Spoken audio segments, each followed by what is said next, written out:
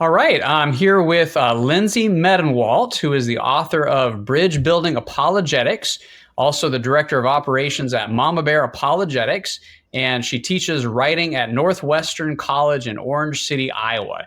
So welcome, Lindsey. It's great to hang out with you. Hi, guys. And It's so good to be here. yeah, you recently wrote a book called Bridge Building Apologetics, published with Harvest House. Tell us what you mean by Bridge Building Apologetics and why this is so important right now. Well, I think we live in a time where building bridges seems like a really good idea versus what we've seen in culture and what we've seen online, and maybe even what we've seen in our own communities.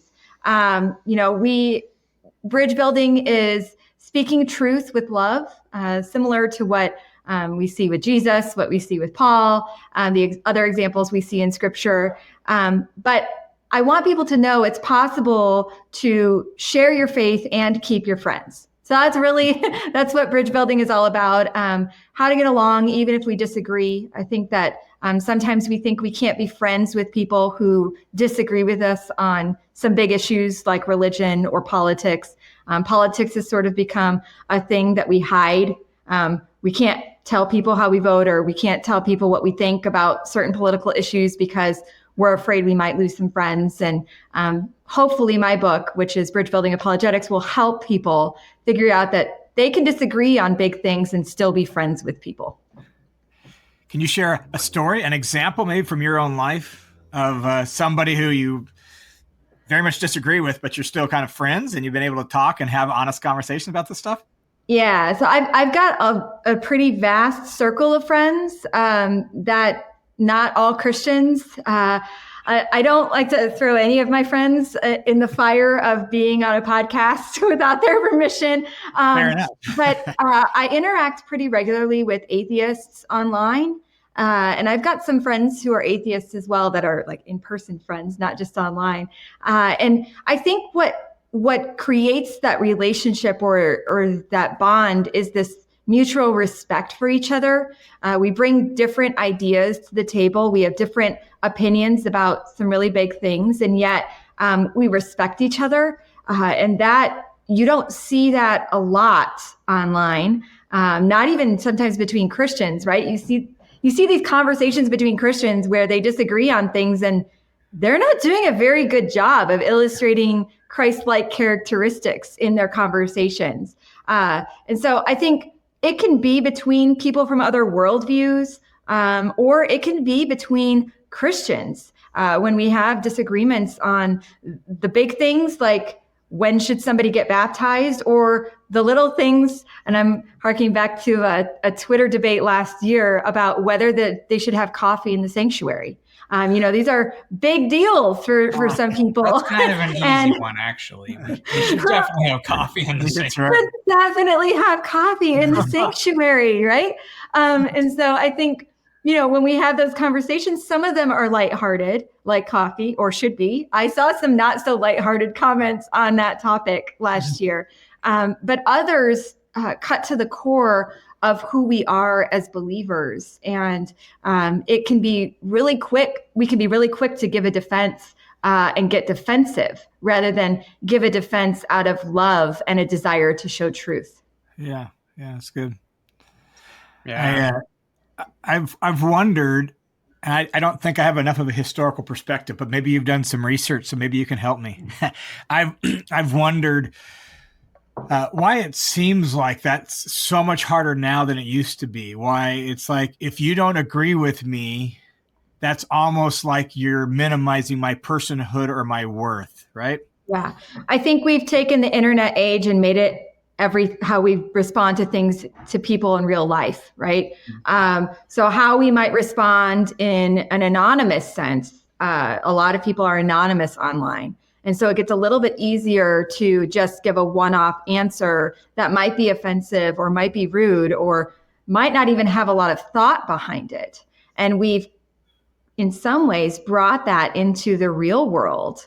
And we've decided, I'm not even going to give that person or that idea a second thought because I have what I believe and I'm going to stand firm in that, whether that's Christianity or a number of things about how the HOA should be run, or how the PTA should be run, or how much athletes should be paid, or whether abortion should be legal. All of those issues, it's easier for us to either give a quick one-off online under an anonymous profile, or just not engage in those conversations. But the problem with not engaging is that nobody's talking about things in a real sense where we're having fruitful dialogue and maybe even changing people's minds about the way they think on topics. And so I think we've done ourselves a disservice, and we shouldn't just leave the conversation if things get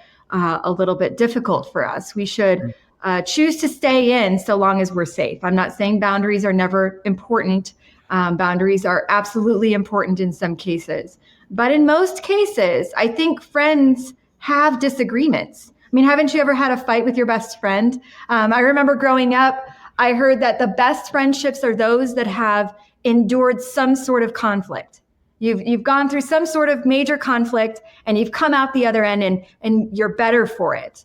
And I think we've forgotten that sometimes we're going to disagree, and that's okay. That's life. And we should be able to still be friends at the end of the day. Yeah, that's good. Very true. Yeah. Let's take a moment to describe two people who politically exist on different planets. So let's say you've got Rachel, the Republican, and you got Deborah, the Democrat. Now, what does Rachel care about most deeply? What does Deborah care about most deeply? What is Rachel most afraid of? What is Deborah most afraid of? What's the narrative that Rachel and Deborah believe about each other? Let's just take a moment to kind of flesh this out, kind of try to understand where they're coming from. How would you describe, first of all, Rachel? What does she care about? What's she afraid of? What does she believe about Deborah? So I don't know Rachel personally.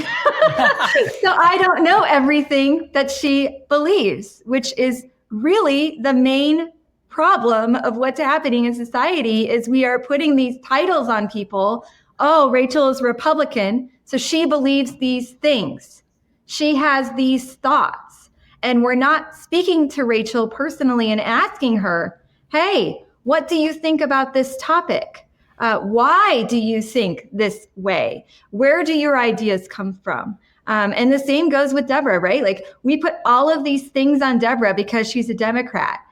We assume she's going to vote a certain way. We assume she is voting that way because of whatever ideas we have in our heads about Democrats, rather than going to Deborah and saying, hey, why do you vote for that particular candidate that you advertise on your yard sign? Or what is it about this topic that really drives it home for you that you should vote for the Democrat in whatever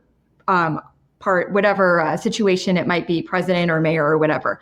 So I think it's hard for me to put all of those things on one person. Now, we can speak generally, so I don't like sidestep your question.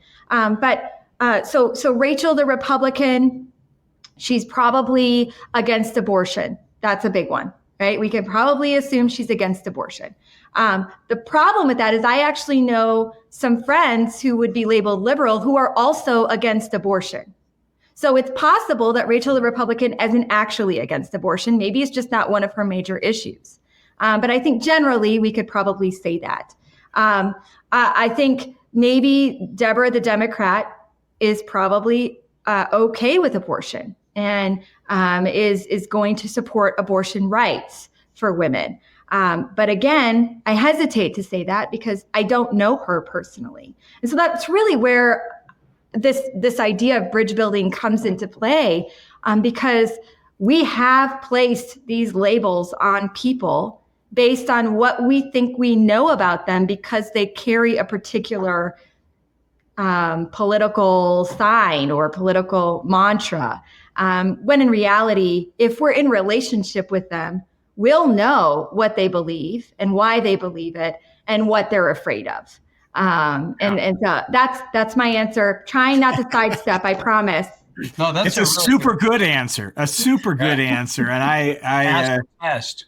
yeah, I just think we put people in categories and immediately label the category. They're in that category, thus they're all these things, rather than having a real conversation, being genuinely curious, getting to know people, and all of that. And I just think so. Your answer, while maybe slightly sidestepping what Daniel was trying to get at, is really gets at the heart, I think, of what we need, is a willingness to just sit down and be genuinely curious. I don't have to force you to, to think like me. I don't have to convince you of my position. I want to hear your thoughts first. And it's just so important to be willing to ask questions, be genuinely curious, listen, and then see where the conversation goes from there. Right.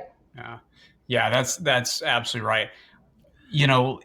Let's try to flesh it out just a little bit. Let's say hypothetically, you have somebody who you're really having trouble empathizing with, Rachel or Deborah, and based on your conversations with people of a particular political persuasion, maybe help us see what are some of the maybe hidden fears, hidden hopes of this person, kind of, that maybe is on the other side of the aisle, to kind of give us a little bit of a picture of, okay, I think I might see where they're coming from. Again, we're being hypothetical here, but based on conversations, let's flesh that out a little bit. I think where both sides can find unity is that neither wants their rights taken away, whatever that looks like. They both have rights that they think that might be taken away. And we should be able to empathize whatever those rights are. You have rights that you hold dear, and they have rights that they hold dear. And being able to have a conversation about why we care about those particular things. Because my important issue might not be your important issue. I might not even give it a second thought when I'm in the ballot box. I might care more about the person who's running rather than the party itself. I might care more about the party itself than the person who's running. And I might have some thoughts about why that is. So I think if we're thinking about generalities, everybody is concerned about their rights or the rights of the people they love. And so that adds a subcategory. Okay, now it's not just personal. That's not just me. It's the people in my sphere. My immediate sphere, and what are the rights that are important to them, and I might be influenced by their opinions on those issues. And we've seen that, right? We've seen some Republicans change their views and some Democrats change their views based on the people they know personally. And so just because they might subscribe to, and just a personal example, if I subscribe to one issue right now, it's not that I can't be convinced to believe something differently later. I have to come in with humility and say, I might not know everything about that topic. And I might have a neighbor who knows more. And I should walk into that conversation and say, can you teach me a little bit more? It may not change my mind. I may hold firm to whatever it is I believe, or it might change my mind, or it might lead me down a path where I do more research to figure out what it is that I actually believe. Because here's the reality. A lot of us don't know why we believe what we believe. We can't say it. We can't say why we are a Republican or why we are a Democrat. We can't even say why we're a Christian. And so if I were to push and push and push to get people to tell me why they vote a certain way, in the end, they might not be able to tell me. It might be because my parents were Democrats that I'm a Democrat, and I just never gave the other side a thought. So I think we need to show some grace as well when we're having these kinds of conversations, because you might be pro-life because of a particular instance that happened in your own life. And that story could be really important to your neighbor who isn't pro-life. And how are you going to have an opportunity to share that story? It will be in a personal relationship. That's where you're more likely to be able to share your perspective and your thoughts on things, rather than just a pro-life sign in your yard, which I'm not saying is a bad thing. Like, it's not a bad thing to have a pro-life sign in your yard, but that's not going to tell somebody as much about the issue than your actual genuine experience in that issue. What are your thoughts, John? Well, what I was thinking about through that little bit was Tim Keller has said that we will have permission to critique bits of our culture, but only if we can articulate the parts of culture that we agree on and the values in culture that we agree on, so that we have that common ground. And I kind of hear that in what you're saying. Mm-hmm. We're both concerned about rights. The way that expresses itself in you is this. The way it expresses itself in, the other is this way. But we both agree that we don't want to see people's rights taken away. And I do think that's really important, is recognizing that if we just start with the attack rather than say, what underlies that? What commonalities do we have? Common values, common concerns do we have? Well, now let's hear each other and at least say, okay, we agree on these. Why do you go that way? Maybe they'll be curious enough to ask why I go this way, and we can have a real conversation. Mm-hmm. I think that's real important. Yeah. So what are some maybe physiological hurdles that get in the way of genuine, dialogue with somebody who you feel is politically a different planet from you? We do tend to tense up and not think the best. Clapping hands, we're sweating, our heart races. There's lots of physical. As an introvert, talking about things with people when we might disagree, I don't get to opt out of those conversations simply because I'm an introvert, and I would rather not have those conversations. I think having the conversations is really important. I recognize the clammy hands and the sweating and the whatnots that come with that. There's fear. And I think it's this fear of maybe being misunderstood or being rejected or being made fun of. And I think those three things frees us up so much that we just don't. Right? We just opt out altogether because we don't want to be misunderstood. We certainly don't want to lose friendships or relationships, and we don't want to be made fun of. But when we look at the early Christians, if we're going to talk about maybe religion, and take it outside of politics for a second, they were mocked for their beliefs. And many of them were killed for their beliefs. And these are people that they knew. Friends and family that were like, you are a crazy person. And we see this play out online, right? We see it play out in real life too. Something big happens in politics and the news media immediately goes to the crowd, and they're hoping for something to happen.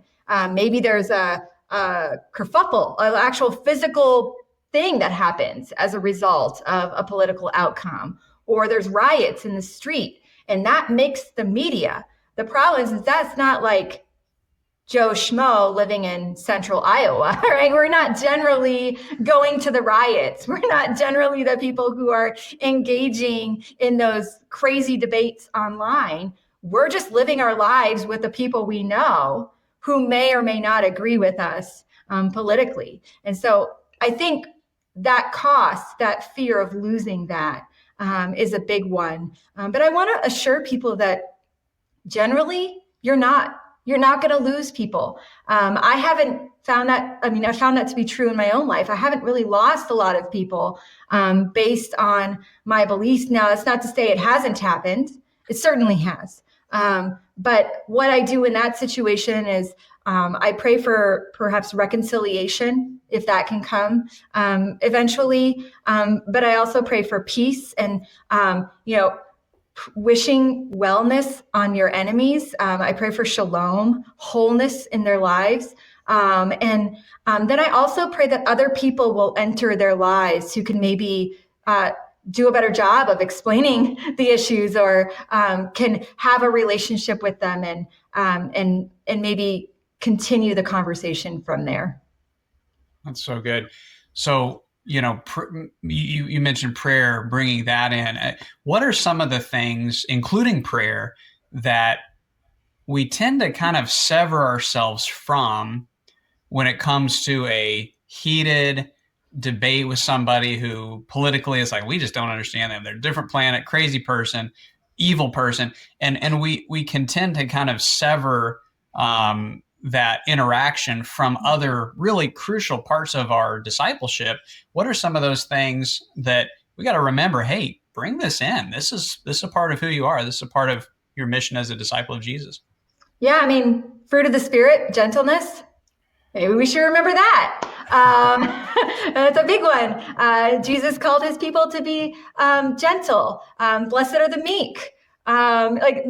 There's so many illustrations of that. The other thing is that we can equip ourselves with the armor of God, but we need to remember that armor is for spiritual battles, not for physical ones. Because God knew that we'd be engaging in spiritual battles, he offered his own armor to us. And we can equip ourselves with that every day and remind ourselves, okay, I'm engaging in spiritual battles. This is not a physical, I'm not trying to destroy people. I'm trying to destroy arguments. And if we can begin to think that way as Christians in every engagement we have, whatever those engagements are, especially in heated political debates, which are happening. One need only turn on social media for about 2 minutes and we'll see it. Then if we can come in with the fully armed with the armor of God, with the fruit of the Spirit, reminding ourselves that the Holy Spirit is our paraclete, our helper. And then we have the fruit, like gentleness, fruit of the Spirit, gentleness. We can have better conversations with people. The other key is that we forget to listen. We get so excited about sharing our own views that we forget to listen to other people. We're listening to respond. We're not listening to understand. And if we could begin to listen well, I think that would change the tide a lot more quickly than us going in with guns blazing. Mm-hmm. No, I think that's so important. I think of an example. And a couple of years ago, I had a young man reach out to me. He had grown up in a Christian household, gone to a Christian school. His dad had been an elder in a couple of churches in the area. And he started reading a bunch of stuff online and started really beginning to question his faith and started to be plagued with some certain doubts. Well, his dad, I get it. You're concerned for the welfare of your son and your grandkids, right? Got an expert in apologetics and scheduled a lunch or coffee meeting, and the expert just dumped all the answers and all the information on this young man, and it wasn't helpful. And so his wife was like, I think you need to reach out to John. So he reached out to me and we got together. And for the first couple of weeks, mostly I just asked questions. Yeah. I didn't hardly say anything. I just asked questions, trying to figure out where he's at. And after about 6 or 7 weeks, he brought his notebook. He was all prepared. And I mostly asked questions and kept pointing him back to Jesus. After 6 or 7 weeks, he said, I think I am good. I just had some questions I needed to get off my chest. And if I don't have all the answers, that's okay. But I know the truth about Jesus. I said, and that's what really matters.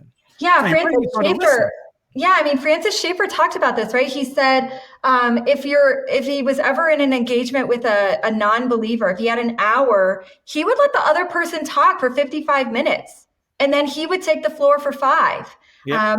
Other people have referred to this as sitting in the grass with them, right? Like you're just really listening to hear. So many people aren't heard. We like I said, we put these labels on people based on looks or demographics or whatever label we want to apply on people. And we make all of these assumptions. It's natural. I do it too. I'm guilty of it as well, right? And I know people make assumptions about me. And what we need to do is we need to get past that idea that our assumptions are 100% accurate, because you are definitely making wrong assumptions about people. I don't know what those assumptions are. I can't read your mind, but you are definitely wrong. And I am definitely wrong when I make those assumptions. And so the only way we can solve that is really, truly listening well and being willing to listen. So many of us just aren't. Yeah, that's good. That's good. So in an increasingly secular culture, politics tends to become the new religion, for a lot of people. And so if you're Christian convictions contradict their political views, they might see you as dangerous, somebody who ought to be canceled, maybe even criminalized at some level. How might you use bridge building apologetics to kind of de-escalate that tension and point even that hostile person to the gospel? This is someone who's very, very hostile to your convictions. How can you de-escalate and point that person to the gospel? Yeah, so I've always stood firm in in truth, right? So whatever my relationships are with people, they know I'm a Christian. I might not come out and say it immediately, but your apologetic isn't just the words that come out of your mouth, right? It's the things that you do, the way that you behave, the way that you treat other people. And so people should be able to tell you're a Christian by the way that you behave. It shouldn't just be the words that you're speaking. You shouldn't have to give an apologetic argument or defend the gospel for somebody to recognize you as a Christian. But when people are being super hostile towards you, there are a few ways you can de-escalate. But I want people to know that they can also put up boundaries. Boundaries are allowed when you feel unsafe, or really any time that it's a situation that it's just draining you and you don't see a way forward. I just want to remind people that they can put in boundaries. That's healthy. Boundaries don't have to be forever. I have placed boundaries with friends and then we've reconciled years later. And that's beautiful when that happens.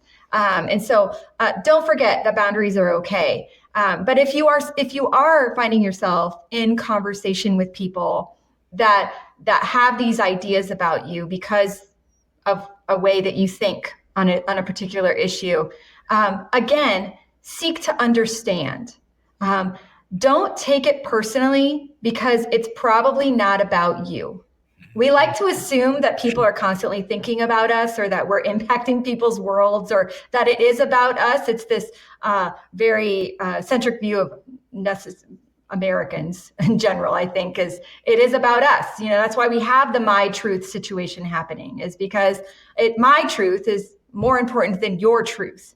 And we're the truth, right? And so I think if we can remove ourselves from it and not take it personally, recognizing that a lot of that hostility is toward maybe a pain that they've experienced by another Christian or hurt that they've experienced in the Christian church.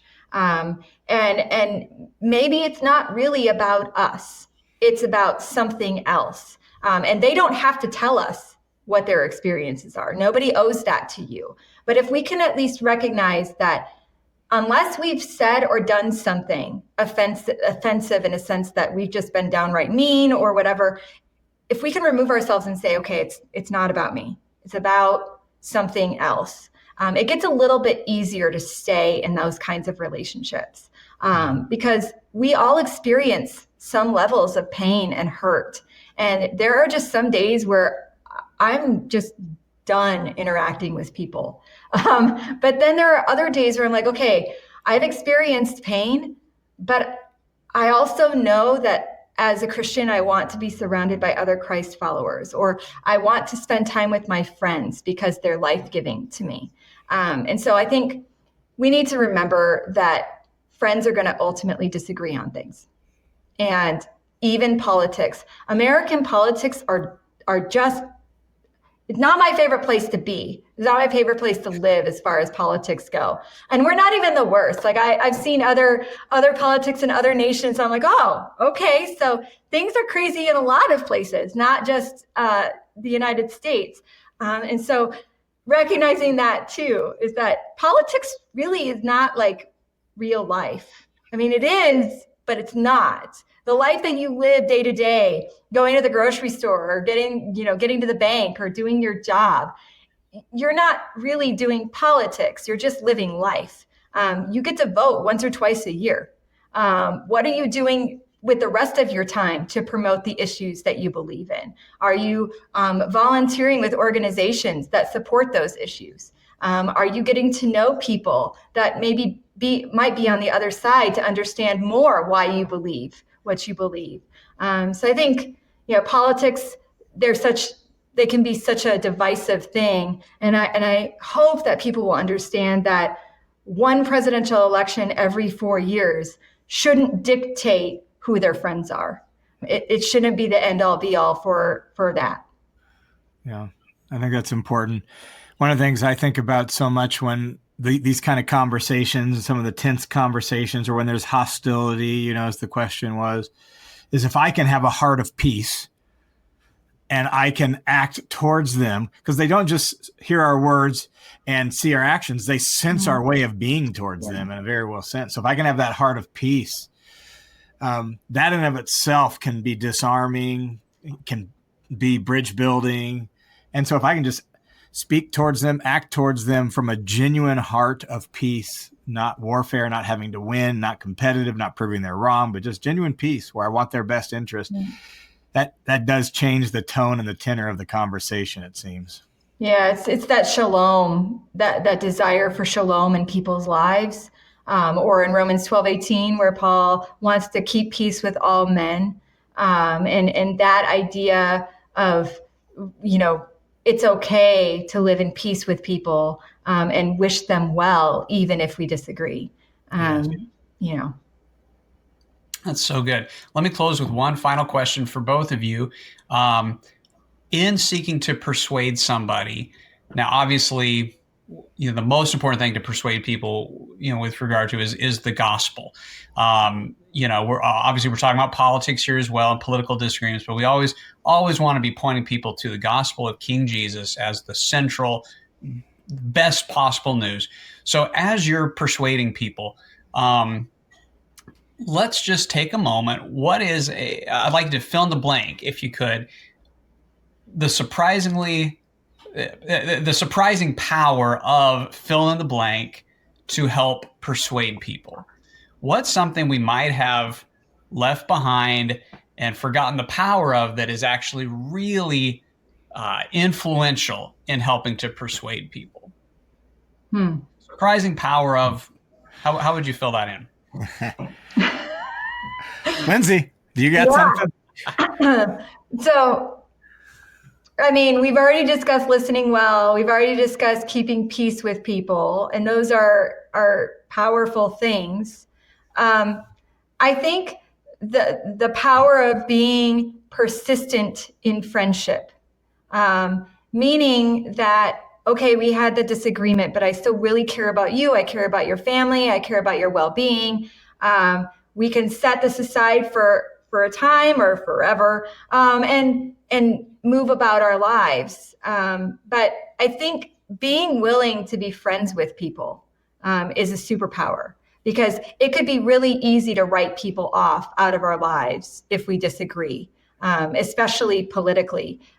We're about to see yard signs go up. We're about to see people's true colors. Are you red or are you blue? Where do you land? I've not lived through a presidential election in Iowa before, so that's been really interesting. The primaries were very interesting. And so it'll be fun to see, fun to see how it goes this time around. There's some rumblings that it won't go well. And I'm praying that we will remember that as Christ followers, our hope is not in the President of the United States. Our hope is not in who gets assigned to the Supreme Court next. Our hope is not in anyone in governmental power. Our hope is in our priest and king, Jesus Christ. And so that should be the flagship that we are under, not red and blue. Yeah. That's great. So the surprising power of persistence in friendship. That's great. All right, John, we've given you enough time. Related to that one, I would say it's the surprising power of genuine care. When you genuinely care for people, I've even seen that just doing online ministry. I get emails all the time back. I'm so surprised you actually email me personally. when I send a thank you note or answer a question directly. Yeah. There's a power just in genuinely caring because people experience it so infrequently. So I think that's one. The other one I would say in trying to persuade is also the surprising power in asking good questions. Keep asking questions and exploring what someone's thinking. Sometimes they reach the end of the line and they don't like where they ended up. And so surprising power of just asking good questions and having a conversation with people. I've seen that make a big difference, opening a lot of doors to persuasive conversations. So it's good. All right. Super helpful. Thanks, guys.